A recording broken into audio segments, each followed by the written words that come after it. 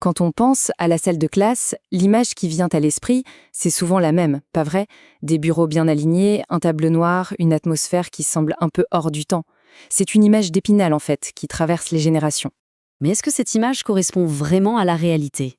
Aujourd'hui, on va voir que la salle de classe, loin d'être un lieu immobile, a en fait connu des bouleversements profonds, de véritables révolutions. Alors, c'est parti. On va décortiquer ensemble 3 de ces grandes révolutions qui ont complètement changé la donne sur notre façon d'apprendre. Des changements dont on ne mesure pas toujours l'impact aujourd'hui. La toute première révolution, elle n'a rien à voir avec la technologie ou des méthodes pédagogiques compliquées. Non, elle tournait autour d'une question bien plus simple, mais absolument fondamentale. Qui a le droit d'aller à l'école? Et ça ne s'est pas fait en un jour, loin de là. C'était un vrai combat. On le voit bien ici. Sous l'Ancien Régime, l'école, c'était pour une poignée de gens, une élite. Et puis, petit à petit, loi après loi, Guizot, puis Duruy, il a fallu quasiment un siècle pour qu'on arrive enfin aux fameuses lois de Jules Ferry. Et là, tout change. L'école n'est plus un privilège, c'est un droit pour tout le monde. Ce qui est crucial de comprendre ici, c'est le changement de paradigme. On n'éduque plus juste une élite pour diriger, non, on forme les citoyens d'une nation entière. C'est un basculement énorme qui redéfinit complètement la mission de l'école. Ok, donc les portes de l'école sont ouvertes à tout le monde. Mais ça soulève une autre question, une question qui va s'avérer tout aussi explosive. Comment est-ce que ces élèves vont apprendre ensemble? Au XIXe siècle, on parle de coéducation. L'idée de mettre garçons et filles dans la même classe nous semble évidente aujourd'hui, mais à l'époque, c'était radical. Et le plus fou, c'est que ça a commencé non pas par conviction, mais souvent par pure nécessité économique dans les petits villages. Le débat a été d'une violence. D'un côté, la logique économique, une seule école, ça coûte moins cher.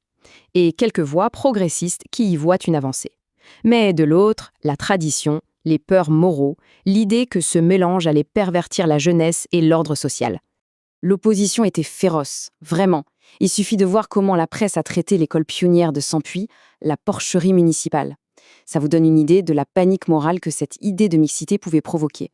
Au final, il a fallu des décennies et des décennies de débats, de polémiques, d'expériences pour que la mixité devienne la norme. Et attention, elle n'est devenue obligatoire qu'en 1975 avec la loi Haby. C'est très récent en fait. Comme le dit très bien l'historien Antoine Prost, c'est une des révolutions les plus profondes du siècle. Mais alors même qu'on finissait par régler cette question de comment apprendre ensemble, une nouvelle révolution, technologique cette fois, se préparait à tout changer une fois de plus.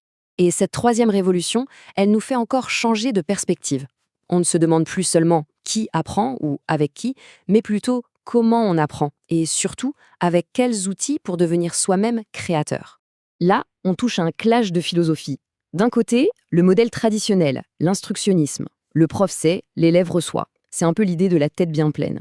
Et de l'autre, le constructionnisme, une théorie portée par Seymour Papert. Là, c'est tout l'inverse. On apprend en construisant, en fabriquant, en créant des choses qui ont du sens pour nous. Et c'est la technologie qui a vraiment permis à cette philosophie de prendre son envol en 3 grandes étapes. D'abord, l'ordinateur personnel nous a donné le pouvoir de créer individuellement. Ensuite, Internet a connecté tout le monde, permettant de collaborer.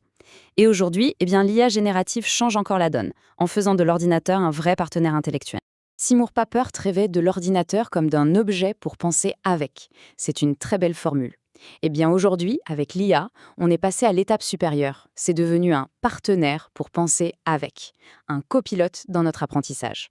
Donc, si on résume, de la bataille pour l'accès à l'école pour tous, à l'expérience controversée de la mixité, jusqu'à l'émergence de l'apprenant créateur, on voit bien que la salle de classe a été tout sauf figée.